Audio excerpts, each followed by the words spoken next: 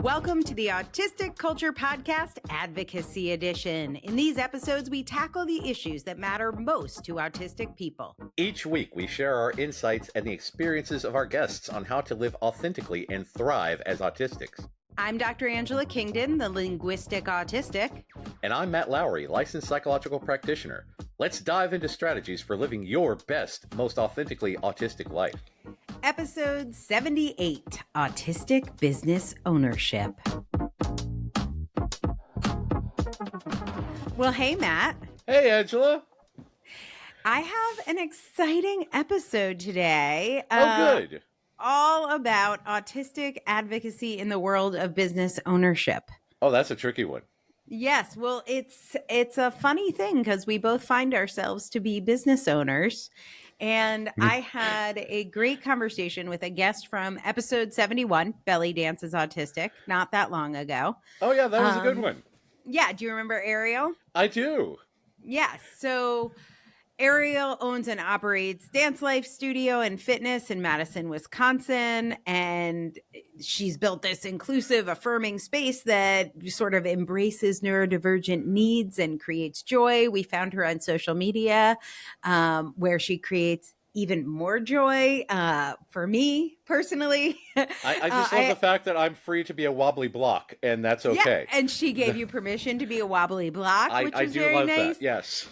But as we were setting up the interview, I noticed in Arielle's SIG line that it mentioned his office hours. And I don't know if you remember, Arielle uses she, her, and he, him pronouns. So if I go back and forth, it's because that's how we roll. And in his signature line, it said his office hours. And I thought, how brilliant to make it clear, because email is so 24/7 that you send an email and you expect a reply, and it completely reset my expectations of when I was going to hear back. And that led us to this whole conversation about how can we structure our businesses as autistic people. So we won't talk about dance quite as much this time, but how do you structure your business for emotional regulation and to avoid burnout? And I know you and I have talked about that because your emails get a little flooded, as do mine. And we talk about that, but Arielle had some really good ideas that I know helped me. I think they'll help you today. So I'm excited for you guys to reconnect. And I think some of our listeners, even if you're not a business owner, will get some ideas about setting boundaries, energy management, and how to support your own health and still work, which isn't possible for all of us, but for those of us who manage somehow to work and be autistic, which seems like an accomplishment. I think Arielle has developed some systems, and maybe we'll discover some of ours too that might help. So, you know who loves systems? Autistic people. Autistic people. Yes. Welcome to Autistic Culture. Yeah. So with that, welcome back to Arielle. Hello. Hey, everybody. Just a heads up. My name is pronounced R-E-L. You told me that last time. Correct anybody on that, but I'm a super fan of the show. I'm going to listen to this episode at least 5 times. So that's why I was like, you know what? I got to say it. I literally looked up my notes from our last interview, and at the very top of my notes, it said R-E-L. And I was like, I'm like, relationship, what? R-E-L.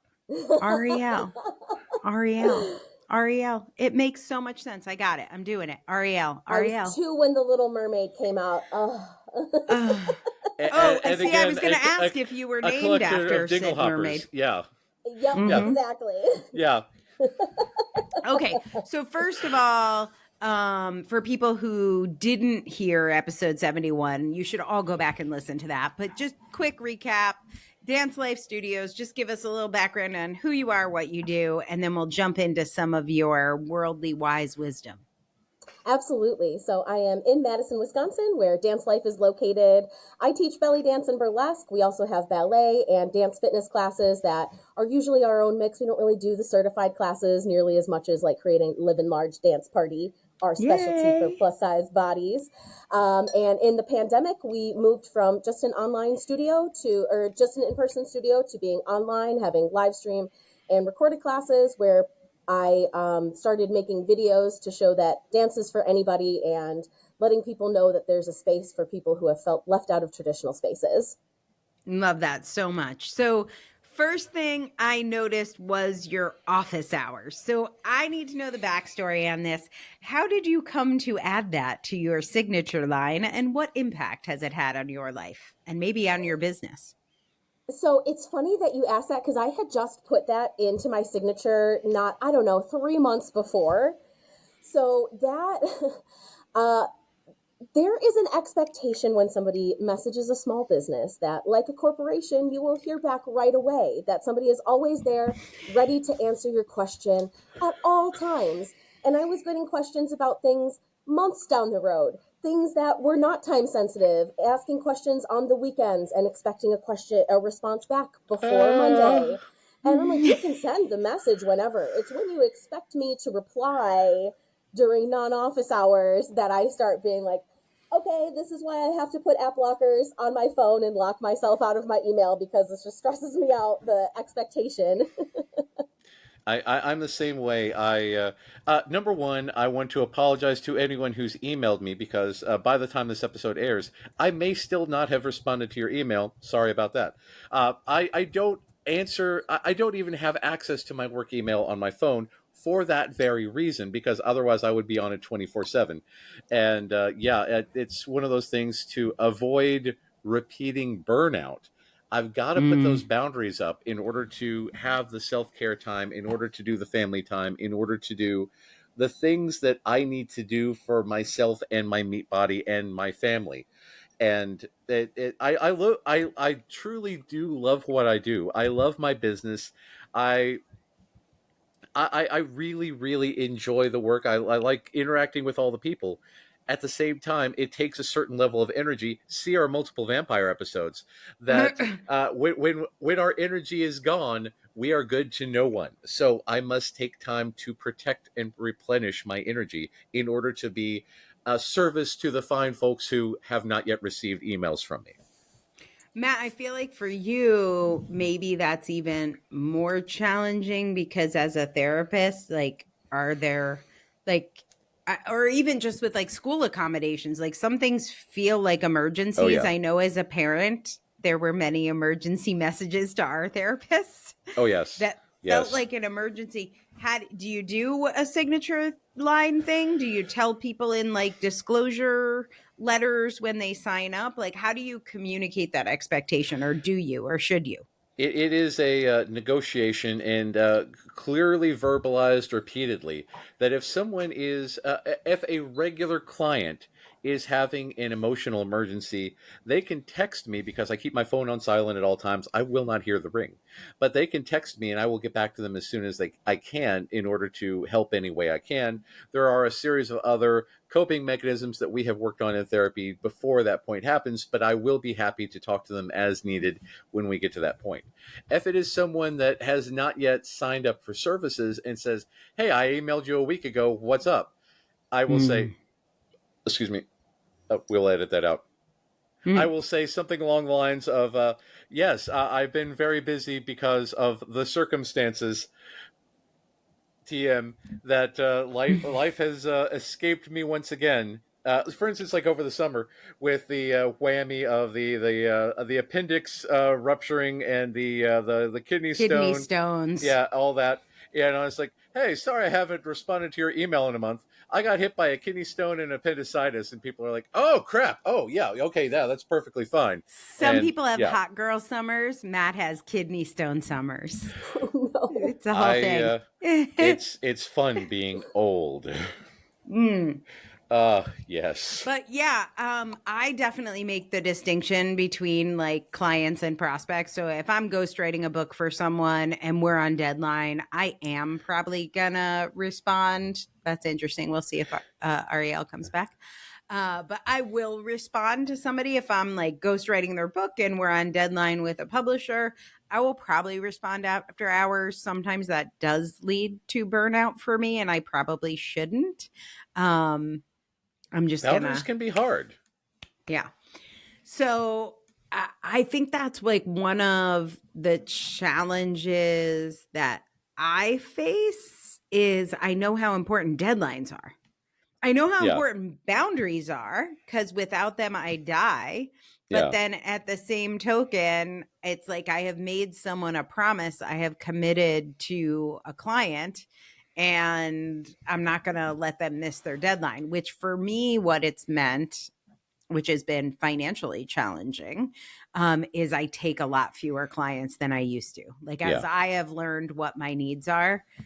Do you set caps, Matt, on number of clients? I set caps on days. I do therapy on Mondays and Tuesdays. I do evaluations on Wednesdays. We do the podcast on Thursdays and groups on Thursdays.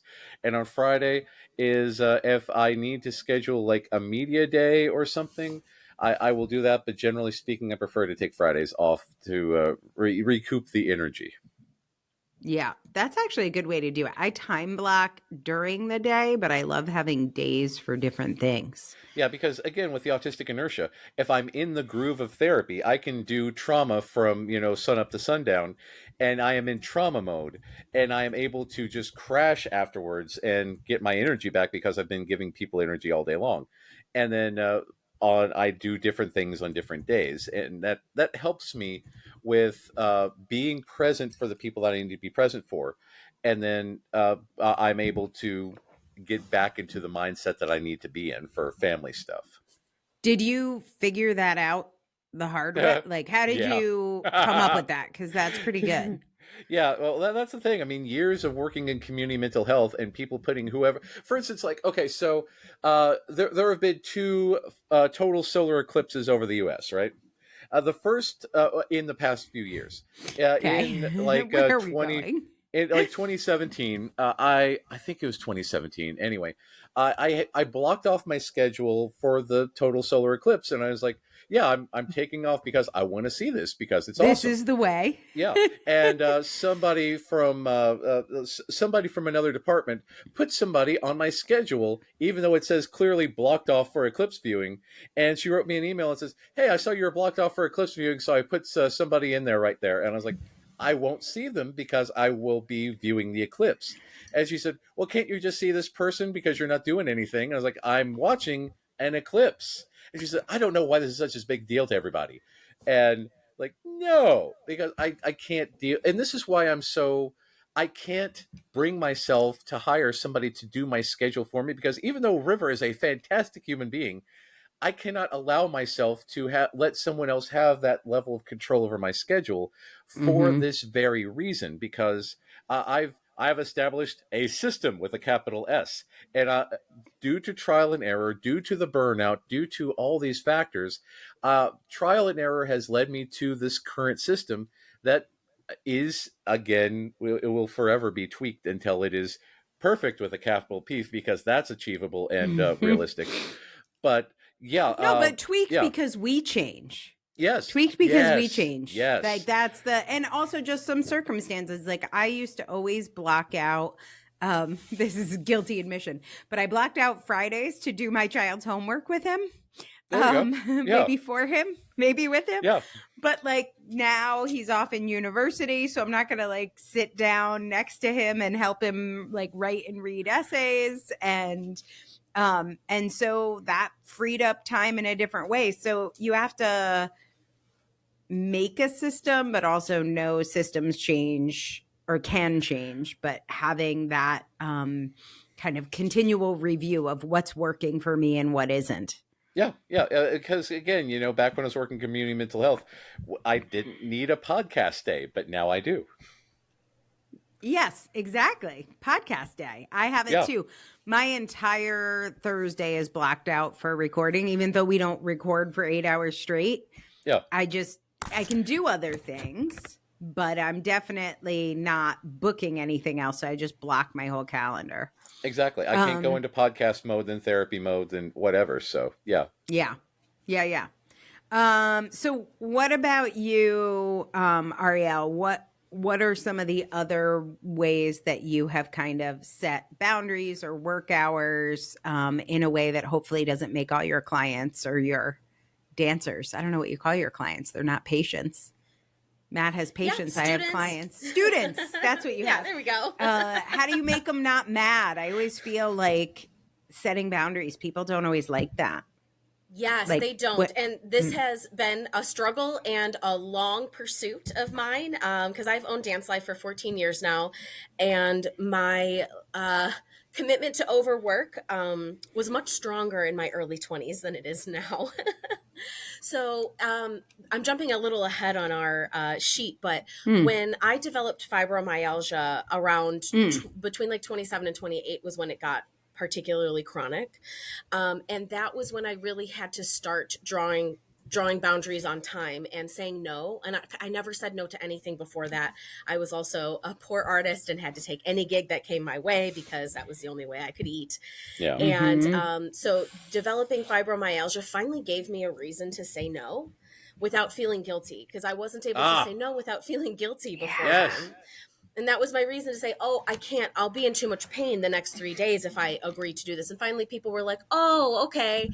And then in the pandemic, getting that break made me realize how overwhelmed I was. And I started after that, it was a slow process of a particular type of unmasking of just saying, I can't do this. I remember posting a picture to my Facebook and it was an open fire hydrant and a dude just leaning down and putting his face into the water. That's my life. Yeah. Exactly. And so I just posted, I was like, I manage 20 inboxes and this is what communication feels like to me all the time. Oh God. And so I just said, I'll get back to you when I get back to you, especially if it's not time sensitive. You might not hear back from me for 4 days. Yeah. And I am just, get this, okay with them disliking that. That's the hard part. It's terrible. It's terrible. I know. Like, especially for me, non-client. Now, like, I love our listeners, and our listeners write to us all the time. And I want to write back immediately to everyone and comment back immediately on Substack. I get little pings and the endorphins go. But I'm like, if I do that, then there's a client who paid me to help them get their book done that I'm not replying to. Exactly. And so I have learned to sit on my hands a little bit. And it's hard when you're doing what appears to be nothing. Like if I'm, let's say, watching TV, I feel like I should be replying to those messages and comments. Right. It doesn't seem like I'm doing anything. It's even less than watching an eclipse, Matt. Well, that's even the thing about being autistic itself, because for a lot of people, you're not autistic unless an outside observer determines your autism. So we're not busy unless an outside observer determines whether or not we're busy, even though mentally we are cycling through the next week or putting things in order, or, you know, just going through the autistic inertia of, I need to do this, but before I do this, I need to do this, I need to do this, I need to do this, and I need to put this in order to be able to do this. And you're doing the mental chess necessary to get to the point where you are able to get into the activity state. And that requires a lot of mental prep work on our part, and people don't recognize that. Mm-hmm. Absolutely. It was funny. I saw this really mean thread in social media, and I want to talk about social media and mean threads in it. I saw this mean thread about Harvey. He's like a game show host. His last name is Harvey. Steve Harvey, maybe? Yes. Mm-hmm. Is that a Family guy? Feud. Yeah. So he had on his makeup chair, it said like something like, don't talk to me when I'm getting makeup done. It doesn't look like I'm working, but I am. Yes. And it seems like such a good time to talk to somebody. You're just sitting in the chair, but he's about to go on stage. He's thinking about it. He's emotionally regulating. I don't know what he's doing. Might be scripting. He might be scripting. He could be doing anything. And there's so many times I actually do this with my husband. I will say, it does not look like I'm working right now. It looks like I am drinking a cup of coffee, but I am working. Yeah. And I know it doesn't look like that, but I am. And now we have shorthand for it. People were like, this guy's toxic. This is a toxic work environment. Who couldn't talk to someone while they were sitting in a makeup chair? He's not doing anything. He doesn't even have a phone in his hand. So many people make judgments based on what it looks like and not like what we are experiencing. Yeah. And it's such a clear and simple boundary. I feel like I wouldn't say I've found peace with this, but I'm coming to peace with that. There are people who are uncomfortable with boundaries being set, and that's their problem, not mine. You know, it was so kind. It was just a kind statement of like, I don't look busy, but I am. Please don't interrupt me. This is how I don't yell at you. Yeah. Right. Yeah. It's much kinder than when you say something and then I snap at you and then it is a toxic work environment. Exactly. Right. That's him keeping it from being toxic. Exactly. But the pile on in social media was intense.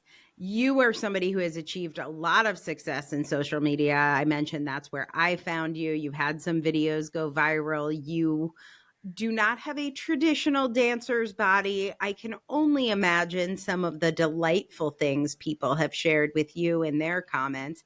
How do you balance being your bubbly, authentic, open, expressive self, and then that visibility with your mental health and mean people online? Yeah. So Instagram is my smallest platform, which is where Angela and I met. All the rest of the platforms are pretty much at least twice that size or greater. And at one point I had a video because I've had a lot of viral videos, a lot of videos over 1 million on each of the platforms. But there was a period of time about 1.5 years ago where one video went very viral on all 3 platforms at the same time. And it just felt like the universe pinned 3 limbs down and said, you better call uncle. Because my mental health was not, human brains aren't wired to receive that much input, right? Oh, no. That's just no. We are wired to stay in the herd, and having that much criticism feels like you are about to be kicked out of the herd, and it challenges humans on a brainstem level. That's my point. Yeah. So when that happened, I got a moderator who did not fit into the same marginalized groups that I did. So it wouldn't feel like a personal attack, right? She's in a thin body. Oh, that's smart. So, yeah, because I didn't want to have a fat person have to do this. I don't want you to have to see this and process this and feel like somebody's saying it about you, right? So I found a thin moderator to help me with this. And now she's the front line. So I call her my breakwater because I feel like I get to be safe in my little bay, splashing around, doing my thing. And she protects me from the unfiltered hate of the internet. So I only see hate comments when they come through her. I don't come across them anymore. And I've had to set, because it used to be if I post a video, don't check comments any more than 24 hours. And as all the accounts grew, that window got shorter and shorter till it had to be none coming straight to me, because I really came to find out it's never the haters that can really hurt my feelings. It's the supporters. Oh, how? Why? Explain. So haters all mostly say the same things. And it just, when you're making the same insult that a kindergartner could make, like, I'm sorry, bro, I can insult myself so much better. Okay. You're playing kindergartner game. You're like, right? I'm sophisticated. Yeah. Exactly. I'm so much more sophisticated at insults. Also, I could tear you into 5 more shreds. Like, don't even start. So to me, those don't hurt because it's very clear. You don't like me. I don't like you. We're saying we don't like each other. There's no masking. There's no masking involved with that. Whereas the supporters can say things that they mean in support, but are actually something hateful hidden in it. And if you try to say that, then they're offended, or the supporters who trauma dump in the DMs and tell me all of their stories without even warning me of what they're going to talk about, which sometimes can strike on a nerve or make me feel like I'm working above my pay grade. Yeah. It's hard to hold all of those things sometimes. And it's not, yes, I wouldn't want it to stop, But it would be nice if people understood, or when I say things to challenge white culture a lot, and white people don't really like that. No, I'll they're get not DMs fans. of people struggling with their own white guilt and their Yeah. own feelings about fat people. And I'm like, don't process this with me. Process this with somebody else. Yeah, You know, yeah. the supporters have access to me in a way that the haters don't. That's very Yeah. interesting. Matt, you have an interesting solution to this, which is you are not super active in social media. Was that conscious? You're the only one I know who's gone viral in social media without a social media account. Well, it's easy. My solution is that I have no idea how it works. So I understand Facebook fairly well. So I created a group on Facebook, and I asked a vampire to run it for me. And Smart. so she takes care of all that with the fury of 1,000 Thors. So she takes care of all that sort of thing for me. I'm very, very grateful to her. See 2 episodes ago for that. But yeah, as far as I went viral on TikTok before I had a TikTok. So thanks to Angela's suggestion, I created a TikTok. I don't know how to make a TikTok. No, but people can tag you now at least because they use your graphics a lot. They do. They do. And now they can at least tag you. Yeah, so at least there's that. I do have an Instagram, and I posted the picture of the autistic neuron versus the allistic neuron, and it's gone all kinds of viral. But again, I also don't know how to respond to things, both verbally and technologically wise. So it's nice for anyone who sees my Instagram. Thank you. Always know that anytime I share something, I've had to ask someone, "What do I do with this?" You look very aloof. Yes. I have a oh God, what's the business Facebook? LinkedIn. I have a LinkedIn. Business Facebook. I just died. Maisie Sotancho asked if I had one. I was like, I don't know. We'll see. And it turns out I did. So I polished it up a little bit. I still don't know how it works. If someone tags me or contacts me, I don't know. So if you've contacted me on LinkedIn, I'm vaguely aware it exists. I don't know how to use it. I don't know how to use Instagram. I don't know how to use TikTok. I'm on Facebook. And again, I am protected by a vampire. You don't feel left out. You don't have this FOMO. I enjoy my. This is the thing because I have Bilbo Baggins syndrome, where I very much want to live in a hobbit hole and occasionally be dragged along by a wizard on an adventure. But I am very perfectly suited to be at home eating good food in a dark hollow. So at some point, Angela has said that we are going to go on a train ride across Europe and go to to go to Disneyland Paris. At which point Kim started packing her bags, and Right. yeah, she's all the way down for that. And I said, "Oh man, that seems a little soon." Emmett, do you think that we should be riding on a train? And he started packing his bags. So here we are. So at some point we will definitely be doing that. But I definitely have Bilbo Baggins syndrome, where I will go on an adventure. I will grumble about it and talk about how much I want to go home and eat quiet food and take a nice quiet nap, and then worship my ring that I found along the way. So yeah. I do not have that experience. I definitely thrive on the interaction and then resent it. I'm like, I'm a storyteller. I want to tell all my stories. And then I'm like, why do people have to comment? And if you did comment, why didn't you comment the way I want you to? Now you're ruining my life. I don't know. I feel like people, and a lot of what you share, Arielle, is it's borderline intimate. I feel like people think they know you. So yes, obviously one key to managing that is having a content moderator. Do you think about what you post and don't post? And do you have feelings about how people feel about you? Oh, yeah. As far as thinking about what I post and don't post, that doesn't even come close. Oh my, I overthink it by a million degrees. Think, retype, delete, type again, start with one thing, move to a different one, maze in the comment, try to come back from the maze. Oh yeah, no, it's a mess. Yeah. Yeah, so I had a coach one time who talked about share the scar, not the wound. So that is what I try to lean into is I don't like to just talk about myself.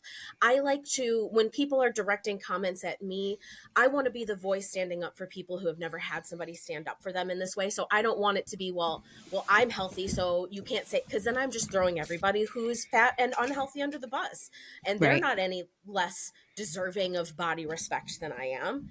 You Right. shouldn't respect me just because I'm healthy. You should respect me because I'm a human. Yes. Right. So I try to keep what I write so that it is generalizable to other people who face similar kinds of marginalization. Yeah. Can you give me an example with show the scar, not the wound? What would be the difference?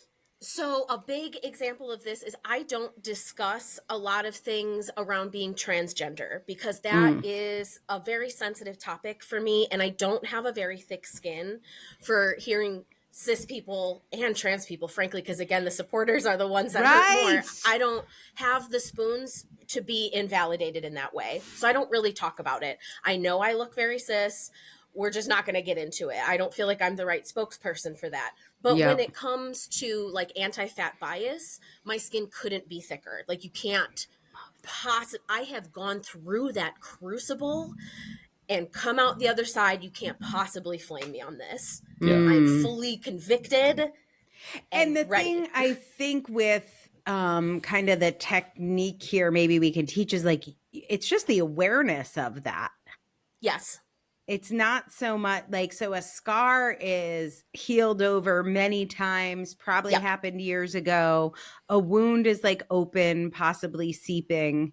Yes. And it seems easy to know the difference, but I think the way social media works, you see something, I don't know, with the Olympics, all the attacks on transgender athletes, and your brain, I'm saying your, but I mean mine. My brain is like, must reply to everything. If you're anything like me, online quizzes might be your guilty pleasure. That's why I am so excited to announce the Autistic Culture Quiz. It's fast, it's fun, and it's pretty to look at. But best of all, it might just change how you see yourself. Take it right now at bit.ly/autistic culture quiz. If you've ever felt like you just get autistic culture, but you don't know how to explain it, this quiz will help you explain autism from a non-medical perspective. Each question is based on one of the 10 pillars of autistic culture. Take the quiz now and improve your cultural competency. It's totally free. Just go to bit.ly/autistic culture quiz. And autistic culture quiz is all one word, all lowercase. This is the way.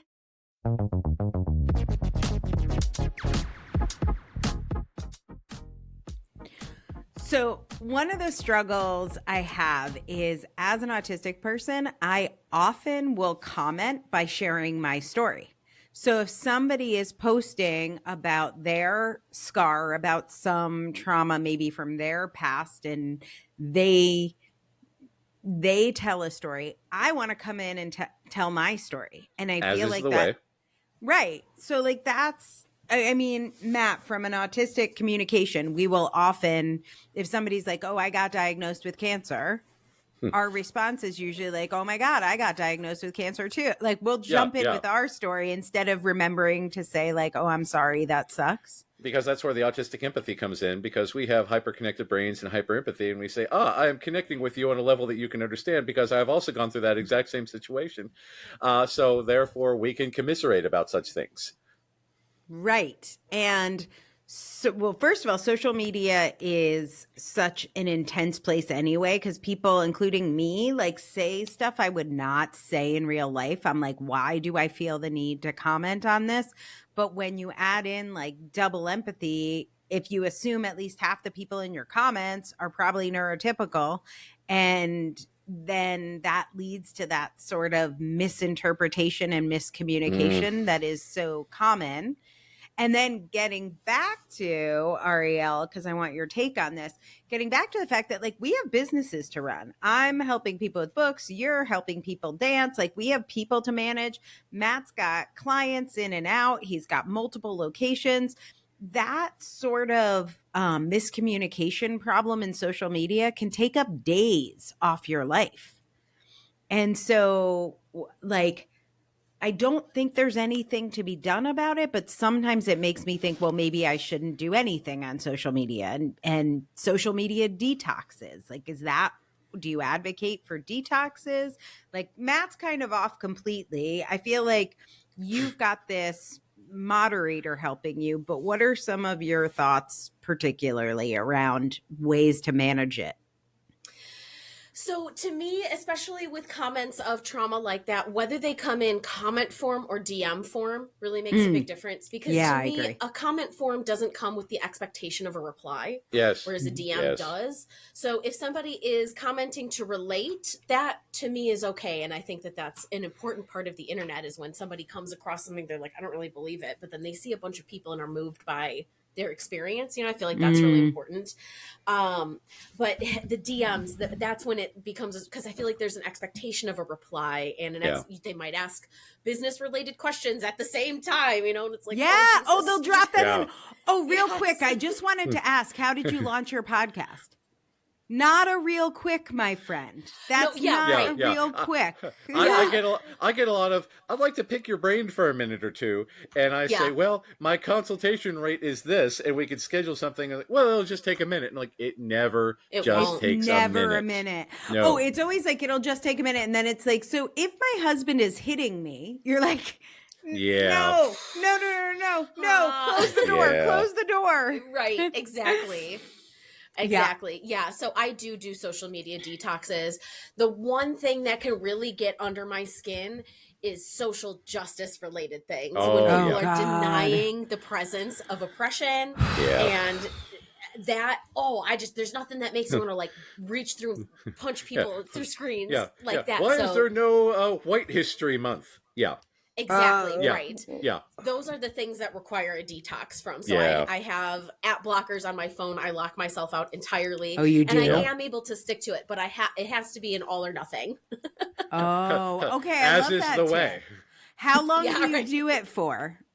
4 days usually. 4 days? Mm-hmm. Things could happen. You could miss them. That's why I have the moderator. Okay. So I know that she'll see it, and she'll let me know if there's an absolute shitstorm, so that I don't come in and go, oh my God. Right. Cue the meme from Community where Donald Glover's character Troy comes into the apartment, everything's on fire, beating a troll to death, everyone's been shot, that kind of stuff. Right. That's what it feels like. That's what it feels like is going to happen anyway. Not that it normally does. What did you follow the whole Chapel Roan stuff of recent? I did. What are your thoughts on kind of parasocial relationship with fans, and how to handle them? Like, what do you owe your fans? That is a great question, and I have a controversial take on it. Ooh. So I remember one time I think it was maintenance phase, it was definitely Michael Hobbs. Okay, my boyfriend. I know Michael Hobbs, exactly. Saying that fame is abuse. He was talking about the royal family, and he said, is it like the biggest humanitarian crisis? No, but fame is abuse. And people have an abusive mindset on what celebrities owe us, in terms of their transparency, in terms of their access, in terms of how much art they give to us. There's a really sick mindset that people have. And you see it all the time you posted it, so you deserve this negative attention. It's very much giving, well, what were you wearing vibes. Yeah. So to me, that's another one where I'm going to set boundaries. And if you are uncomfortable with those boundaries, maybe you should examine that. Yeah. Right. But look at what happened to Chapel Roan when she set those boundaries. Exactly. And I think they were pretty clear.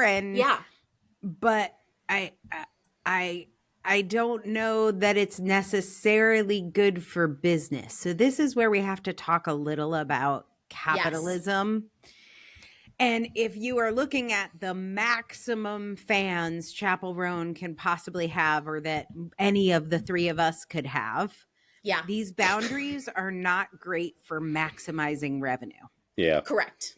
Yep. How do you think about capitalism? How do you think about, like, you have a space to fill. You got to pay the electricity bill. You got like people you got to pay. You got vendors. You got contracts. You got rent. You have an actual space. Yep. And so we can't just say no. I mean, I would like to leave capitalism, but that doesn't seem to be one of the available options. Exactly.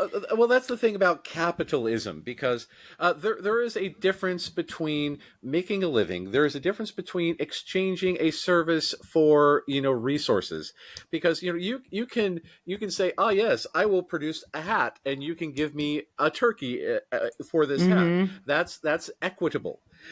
Equitable giving your services in exchange for them providing money for your rent, for your for you to live on. Capitalism is the exploitation of others so that you may live high on the hog while they suffer. It is an inequity, if I can say that word correctly, a system of inequity where a select few have decided that millions shall suffer so that they may ride to space in a dick rocket. And that is... Capitalism is very, very different from the ability to make a living. But please continue, because, again, when we examine systems of oppression and patriarchy and all this other stuff, I can't wait for this answer, because, as soon as you say that, tell me about your feelings on capitalism. This is going to be a goodie. I'm going to get popcorn. So one thing for me is, when it comes to American culture and fame, is that the goal is reach as high as you can, get as much fame as you can, make as much money as you can. And if you do anything less than that, it's a failure to some degree. Right. To live up to your potential, the potential number of views you could have gotten. Right. Yeah. You could get more. Right. And I see a lot of my creator friends getting caught up in this. Did I get the views? Did I get the views? Did I get the popularity? And my mom intentionally, she didn't have the vocabulary for this, but she taught me how to mask in an affirming way of, like, here's how the world, this is how we play the game. This is what she called it. She called it playing the game. And this was in relation to school. I was very good at school, but I hated it. And it just wasn't a good fit for me. Surprise, surprise. So she taught me, do as much as you need to do to get by. Just do what you have to do to get your needs met. Say to them what you need to say and get your needs met, right? So for me, social media is about not the number of views, but did I get my needs met from this? Did I sell classes from this? And oftentimes the people who push the fame is abuse rhetoric aren't the ones paying my bills. So I let go of what the meaningless opinions of others are, like, if you don't like that I'm drawing boundaries, well, are you somebody on my Teachable platform? Probably not, because those people are really supportive. They see me as a human. So for me, I don't want to reach for the height of fame. I know that I could, if I pushed harder on social media, if I put more of my personality on it, I could be a lot more famous than I am. I don't want that. It looks awful. It looks terrible. I'm exactly as successful as I want to be, because any more than this takes more spoons than I have. And it is not... I can say I am one of the best belly dancers in the world, and I don't need any more from society to tell me that. I already know. I've met my potential. Yeah, that I think was one of the huge shifts for me I don't think there's a way to completely escape capitalism, because we could always maybe live on less. Like, we could all be glamping. Like, I don't know how far back I could pull my I love expenses. Prop replica swords, Angela. I cannot give up my prop replica swords. Right. You do have a lot of prop replica swords. I do. Lightsabers, swords, shields. Yeah. So it's like, when we talk about okay, it's ethical to pay for a place to live, it's not ethical to pay for prop replica swords. Or right now I'm looking at Cardiff whales. Maybe it's not ethical to live with this amazing view that I have. But I find it very sensory regulating. I can excuse it in that way. But I had to really say, what do I actually need to live on? And how can I adjust my client load so that I can stay regulated? So I changed my primary goal from, like, reaching my potential, which is, I think, what I thought success was, to staying regulated and like paying the amount of bills I choose, kind of like consciously choosing how much I want my bills to be, and then putting emotional regulation first, which is a huge shift. Exactly. And nowhere in the capitalist diatribe is like emotional regulation first. But it became really important when I realized I was going to die otherwise. Yeah. Well, because I feel like capitalism is based on exploitation. We're either exploiting others or we're exploiting ourselves. And I think autistic people exploit ourselves, and we are in systems that, like the tech industry is starting to catch on that autistic people are highly manipulable in this way. We love our special interests. We'll dive in. They're starting to figure that out. And this is how Wikipedia has built their empire. Exactly. And by the way, don't donate to the big Wikipedia. Donate to your local chapter, because basically like the big group is just exploiting autistic people. If you donate to your local chapter, autistic people will benefit. Yeah, there was an interview with Alex St. John a while back where he specifically said that his business model is to exploit, quote, engineers with Asperger's, because he knew that he could work them to death. And you can still find this entire PowerPoint presentation on the Wayback Archive. And we'll include it in some show notes somewhere. I'll look it up. But yeah, you are absolutely correct. Please continue. Well, part of it too is that I feel like so many of us have internalized this idea that we must exploit ourselves. Because I feel like so many of us have felt less than, that we need to work harder than everybody else to be valid. So I think that there's nothing wrong with being comfortable on your business. That's what we deserve. And I feel like a lot of us have to feel worthy of that first. We're worthy of being comfortable and being paid for our things, and we don't need to work harder than everybody else. And we deserve to have our needs met in order to give people, because you asked, like, what do we owe? To me, I feel like I owe you the best product and service that I can give, and I have to honor myself and not exploit myself in order to be able to give that to you. So key. That is so key. Do you have any specific tools or approaches or anything in terms of promoting your business that you think either the process or the product is neurodiversity friendly or affirming? Yeah, I mean, really, that was because when I had to get online, because it was not a choice, it was something I had to do. It was give up my special interest and my business of 10 years or get online. So I was like, here we go. And in that process, I decided, because there's no other belly dancers because all belly dancers get a lot of body criticism and hate. Anytime that you put your body as your art out there for critique, it's endless. And I decided I would just say the quiet part loud, because guess what? That's a strength of mine. So that's been my tactic. Autistic culture. Exactly. Is I just say the quiet part loud, and I address. So I was, for example, making a video about, because my question that people ask that is a very long answer is like, how do I get more confident in my body?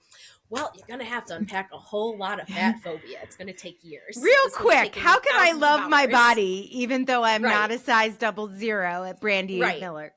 Yeah, exactly. Yeah. So I'm willing to, so instead of saying, change your visual diet and then we can have a more equitable world. No, I'm going to say the quiet part loud, change your visual diet and understand how white culture's rules are the ones that are keeping us all down. So I'm willing to exchange the fame. If I just kept it vague and neurotypical, I would get more views. I would get more of those type of people, but I'd rather have a smaller audience. Trixie Mattel, who's a drag queen, once said, I'd rather be 9 people's first favorite thing than 1,000 people's 9th favorite thing. Oh, that's so good. And I agree with, and that's my social media strategy is I'm aiming for the people who resonate with my autistic message. Yeah. Did you read that book, White Women? It was by Soraya Rao and I think it was like Regina Jackson. And I think this sounds familiar. I'm pretty sure I read this one. So it's very interesting. It's everything you need, Matt. This is I'm gonna leave you out of this for a second, but it's everything you need to know about your own racism and how to do better. And basically everything you need to know is that you're a woman or you have experienced life as a woman and you have watched how a guy, not even always a white guy, but a guy will walk in and take credit for your ideas and not even realize it or care. they'll like exploit you. Like, and not all men. I got it. I know. I am the world's greatest belly dancer. That's me now. And they, in this book, they are very unapologetic, and they're like, we'll tell you, even though we shouldn't have to, because this isn't hard to fucking figure out, because you have been complaining about it quite loudly, nice white ladies. Mm-hmm. So all the things you're complaining about, that's what we're fucking talking about. Exactly. Do better. And I will tell you, that book is so powerful, and I think a lot of people don't like it because people don't like the truth. And it goes against the culture, the white culture rules of be nice over be truthful. Yes, right? That's a big, yes, and autistic culture does not follow that. We'll be truthful over being nice. And niceness and kindness are not the same. Niceness is a fucking trap. Yes, yes, it is. Yes, totally. I would much rather be kind than nice. Yes, absolutely. Yep. So confusing though. Like I remember I really struggled with talking when I had something maybe that wouldn't have been seen as nice or kind when I didn't know the difference between the two. And then I would go into kind of a situational mutism thing because I would be so overwhelmed with all the inputs. And I think this is one of the benefits of, again, like self-awareness, but also therapy. Yes. Of being able to process and parse out what's happening here. Like I can say this in a kind way if I say it quickly. But if I wait and I'm not talking for, let's say 10, 15, 20 years, then when it does come out, it is like the wrath of hell. Like it's so, and I'm like, it's been percolating. Right. Because I don't say things that I don't think people will like because I don't want them to like me. But then I'm also rolling my eyes and energetically they can tell I don't like it anyway. Exactly. Because I'm terrible at hiding it. And then when I do say it, it's like so fuming mad. And it is much more kind to just say it from an emotionally regulated place. Exactly. Yeah, I've taken to just, fast. I'll tell people, I'll tell people if I like something, I will tell you. If I don't like it, I will tell you, and you never have to guess with me. And then when I tell somebody I don't like something, I usually follow it up with, you have not done a bad thing, nor hurt my feelings. I'm just letting you know, this statement, not so good. Right. I found that to be a pretty good tactic. Yeah, and I know you just said a few minutes ago that you're not super comfortable talking about transgenderism, but like what about pronouns? Online. Yeah. What about pronouns though? Like if somebody misgenders you, how do you approach that? Do you just let it go? We talked about it with your name when I was pronouncing your name wrong. How do you think about that? And then what do you say? But also what was the journey to getting there? So this ties into, I don't correct people. Generally speaking, I'm not, unless it's somebody who, so for example, I want you to know me, actual me, not the facade me. So this comes down to when I'm online, I have professional Arielle and I have personal Arielle. So for me, if you call me Arielle, if you use they pronouns, you don't know me. You know professional me. You know the image that I have projected and what you have chosen to see of that image. So to me, it's just like, oh, you're not actually seeing me.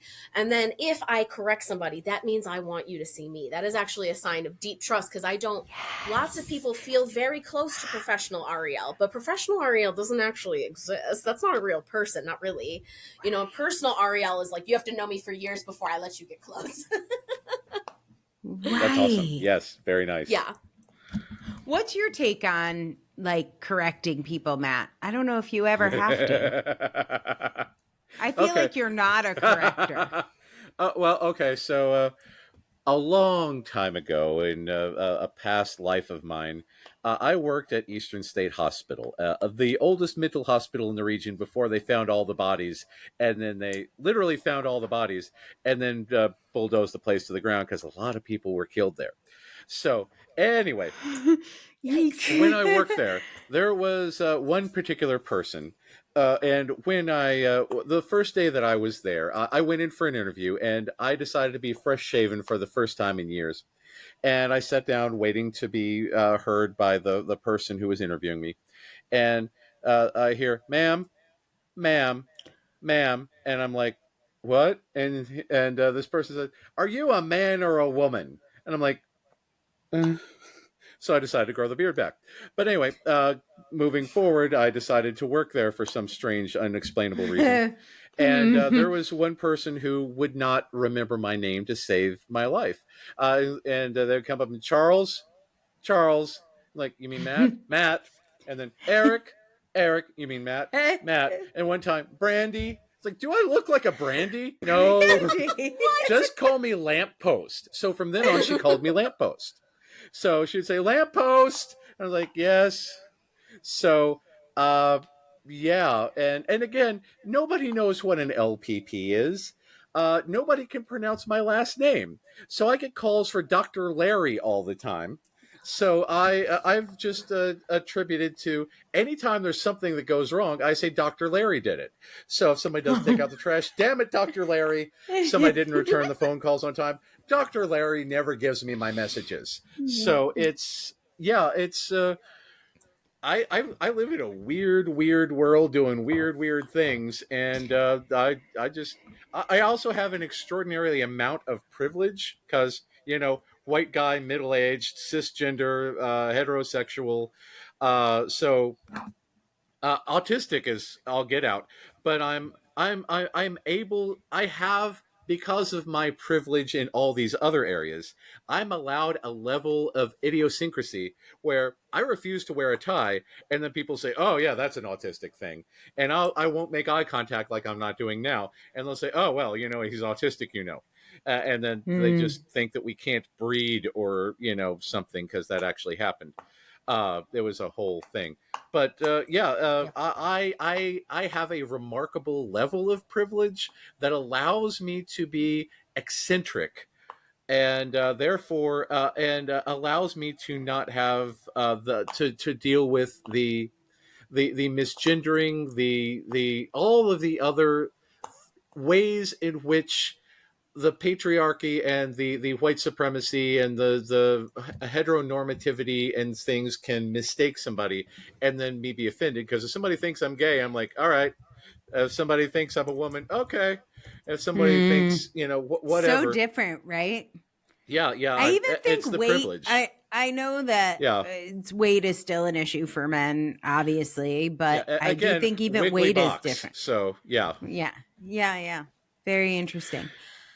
Okay, last thing I wanted to touch on is employees, and this can include like volunteers and things, but Arielle, you've talked about living with fibromyalgia. Matt and I both have chronic illnesses that co-occur with our autism. We were just discussing some of them before we started recording, in fact. Our crumbling meat bodies, yes. Our rapidly crumbling meat bodies. How do you deal with that with employees? So if you are an autistic friendly employer, which I would think you would be, you know what this is like, but also clients. Yep. Deadlines, things. Right, exactly. So one thing that the business absolutely forced out of me is let go of perfectionism and let go of there only being one way for things to get done. My dad is also autistic and owns his own business, and I see him struggle with this a lot. There's only one way that things can be done, and anything besides that is wrong. So that was the first thing for me personally to be able to meet everybody's needs, was to if it got done, it got done. It's all good. And then in terms of, because of course there's a ton of autistic people who are a part of the studio. I remember one time one person came in screaming and kicking cans and stuff because, you know, sometimes a meltdown is upon you, whether you chose for there to be or not. And I have found that, and I think this was discussed on the podcast about a study that people think autistic people frequently give normies the uncanny valley, but then as soon as you tell them they're autistic, they're like, oh, yeah, okay. So that's what I just do. Yeah, I just tell people, oh, this is it. This is why. And then people are like, okay, cool. Also, there's so few neurotypical people at my studio. People don't really think twice about anything like that. It's very easy just to be like, hey guys, no spoons. Yeah, that's good. Yeah. I had a amazing, talented, incredible videographer who worked for me as a W-2 employee. and she was neurodivergent. She was not diagnosed. She was self-medicating with a ton of cannabis, which I think really worked for her. And actually, before she came to work for me, one of her portfolio pieces was, I don't know, maybe for a cannabis lobby or something. Like she was very vocal about her cannabis use. And like, that's fine. Like, I'm in DC. It wasn't affecting the quality of her work. But when we had clients around and she was videoing them and having to put like a lavalier mic and be super close to their face, and in between takes, she was going in the hallway to like hit a cart, I was like, hey, I don't have an issue with this, but like in front of clients, you really can't be stoned and can't smell like cannabis, which seemed like, as a responsible business owner, the right thing to do. Except then what happened was she had total meltdown, rage-a-thon, throwing things. Like she would lose, I don't know, just let's say a lens for a camera. And she was trying to change the lens and a client was there, like not at them, but in the room. Yes. She had no ability to emotionally regulate. And I don't think I ever lost a client because of it, but I definitely almost lost an employee, got complaints from other employees. I knew what was happening, but I'm like, I can't have you smoking cannabis at work, and I can't have you throwing things and punching holes in walls at work. And then now I'm feeling like an ableist employer. And I think it can be hard I want to make space for that. But if you don't have the right amount of therapy, now all of a sudden I'm the employer that's firing you. Right. I didn't do that. We ended up getting her into therapy because she agreed to it. Yeah. And I paid for the therapy with an affirming therapist. And I was like, you can pick the therapist. I will pay. But I don't think most employers are going to do that. And it's a very difficult situation. Now I have more, I think, aware employees who can kind of advocate sooner, which is the whole key. It's not needing things. It's knowing sooner. That's the key. That's the key. And that's what I have found. So I make it clear, all of my staff are volunteers, and I make it so clear to them that I need them to take mental health days. If you, for any reason, you don't have to explain it to me, and I'm going to say high five for taking that mental health day every single time. So that's something that I really have like crescendoed in as the years have gone by, so that nobody feels obligated to come in when they're not there for it. So, and this is something I see my dad and his business struggle with too, is I always have enough people. If it's getting to be too much burden for one person, that's what I would have thought with this photographer, is that I need another person. Just one is too much. And so I work with mostly women who aren't awesome at advocating for themselves. So I try to be as proactive as I can about like, how are you doing? Are you feeling overloaded?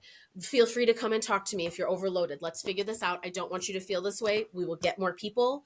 We never want to feel too much with this, right? And that's been my tactic. Easier to do with volunteers because nobody's like needing to make ends meet. Right. But that's been very helpful. Yeah. Well, we could talk to you all day. In fact, we've already invited you back once, but we'd love to have you back again. I feel like there's so much we haven't touched upon. My wife would be so unhappy if I didn't say that she wants me to come on for a Bob Fosse is Autistic episode.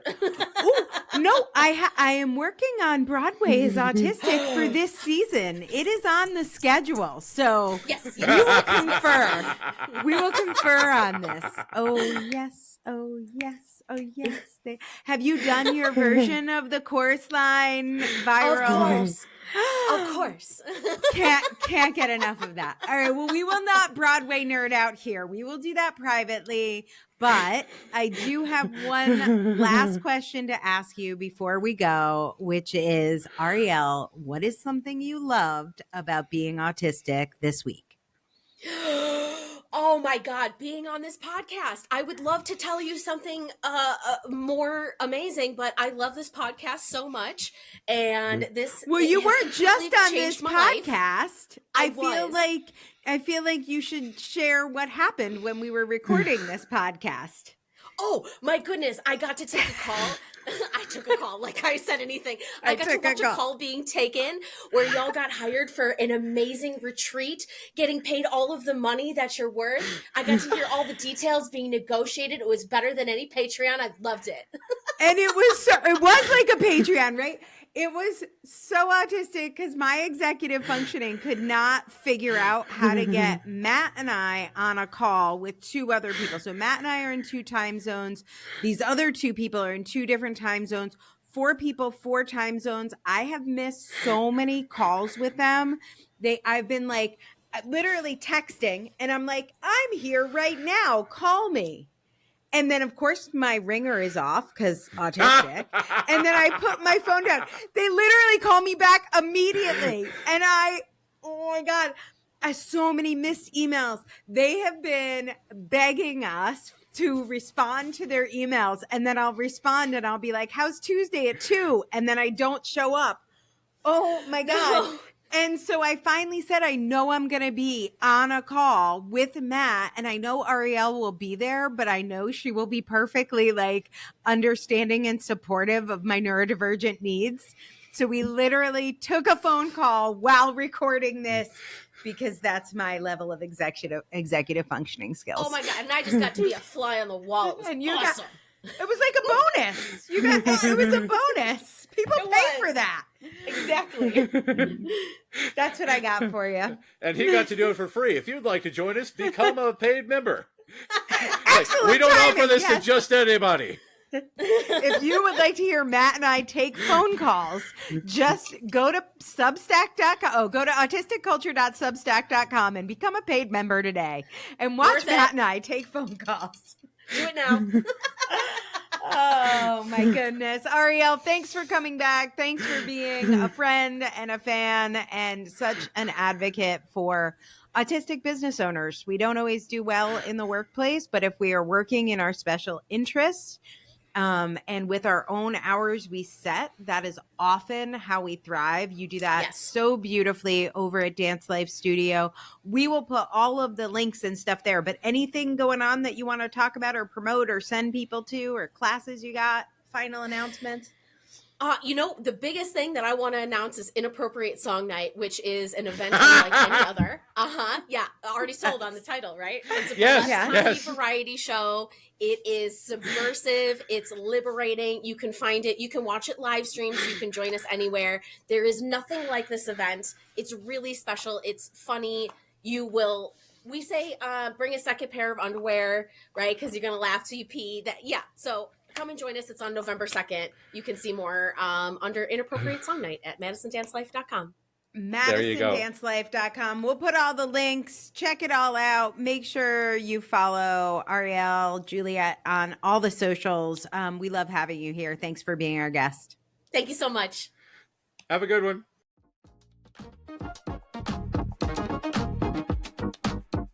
Thanks for listening to the Autistic Culture Podcast Advocacy Edition. Be sure to tune in for our Autistic Culture episodes every Tuesday, where we celebrate autistic contributions to society, culture, and history. For even more autistic culture, consider becoming a paid member for exclusive perks, like live Q&A calls with us, a virtual writing circle, and our new Self-Defined Living course by Becca Laurie Hector. Fun fact, Matt, it actually costs us $8 for every minute that people see or hear on the podcast. But our member pricing is just $8 a month. What a bargain! What a bargain! Buy 1 minute and get 500 minutes for free. Seriously, if you can afford this, we really appreciate your contribution. It makes all this possible. And of course, the best way everyone can support what we are doing is to rate, review, share, and subscribe on Substack or your favorite podcast app. This is the way.